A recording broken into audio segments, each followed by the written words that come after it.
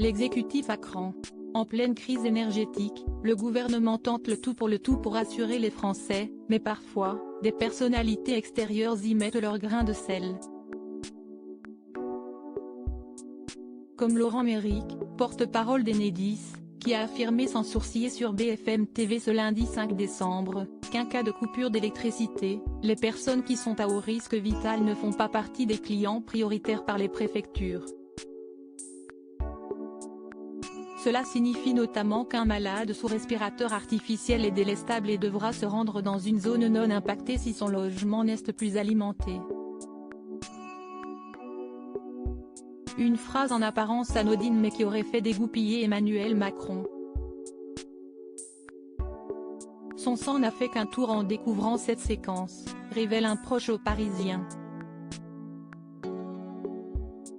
Dans la nuit de lundi à mardi, le chef de l'État demande à Agnès Pannier-Runacher, ministre de la Transition écologique, de recadrer l'ensemble des opérateurs.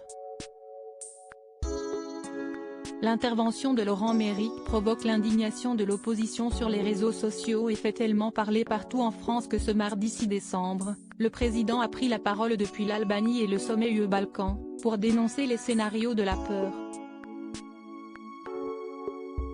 Nous allons tenir cet hiver, a-t-il aussi rassuré, épinglant Enedis pour sa grande maladresse. Ce débat est absurde, le rôle des autorités publiques, ce n'est pas de transmettre la peur. Supérieur à Emmanuel Macron, son père Jean-Michel Macron, David de Rothschild, François Hollande. Ces hommes ont marqué sa vie et l'exécutif dénonce le manque d'empathie d'Enedis dans Le Parisien. L'entourage du président fustige l'empathie d'un parpaing démontré par Laurent Méric, alors que les Français tentent déjà de limiter leur consommation énergétique. Les Français ont réussi par leurs efforts à baisser leur consommation de 7%, il faut maintenant atteindre les 10% pour passer l'hiver. C'est cela qui compte. Pas de se demander ce qu'il se passerait si on se retrouvait coincé dans un ascenseur au moment d'un délestage, sermonne ainsi un communicant de l'Élysée dans les colonnes du quotidien. Rien n'allait dans les mots d'Enedis.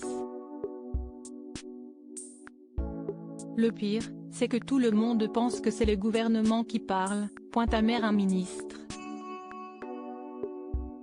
À l'Assemblée nationale ce mardi, Elisabeth Borne a tenté de corriger le tir en clarifiant, contrairement à ce que des propos maladroits ont pu laisser penser, nos hôpitaux seront toujours alimentés en électricité et les personnes malades à domicile seront toujours prises en charge.